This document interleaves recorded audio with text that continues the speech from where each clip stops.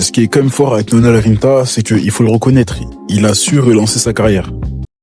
Nono, quand il perce avec, on va dire en même temps que la Mano, quand les deux arrivent avec leur son en pétard, on sent que les deux peuvent faire un vrai duo. En tout cas, on sent que les deux peuvent avoir une vraie carrière, chacun de leur chemin. Et Nono était même un peu devant la Mano, il faut le dire. Malheureusement, avec le temps, avec des sons qui sont pas sortis, avec des projets un peu moyens en termes de qualité, des EP pas foufou, le public a fini par l'oublier. Et c'est dommage, parce que lui-même en a vécu, parce que sur TikTok, quand même, les commentaires étaient assez virulents. Les gens se moquaient de lui, limite. Ils trouvaient que la qualité de ses sons était pas folle. Mais il faut le dire, en 2025, la manière dont il a réussi à faire une remontada de fou, ça c'est fort et c'est même admirable quand tu vois comment il arrive avec Paris, qui a totalement retourné Paris avec l'acteur du PSG, qui pour moi est le son de la victoire en LDC, parce qu'à côté tous les autres des Booba, ça était pas faux. Qu'il enchaîne avec Terrain était pas incroyable, a quand même plutôt bien marché cet été, a quand même aussi bien tourné sur TikTok.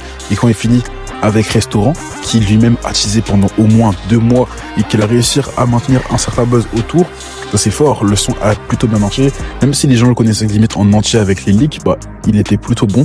Il enchaîne avec un Colors, ce qui est quand même pas rien dans la carrière d'un artiste, c'est vraiment plutôt pas mal, et ça montre quand même qu'il a réussi à remonter la pente. Je pense que c'est quand même un artiste, faut le dire, qui bénéficie beaucoup de TikTok. Mais bon, aujourd'hui, est-ce qu'on peut vraiment leur en vouloir? C'est un peu dans l'air du temps, c'est un peu la normalité aujourd'hui.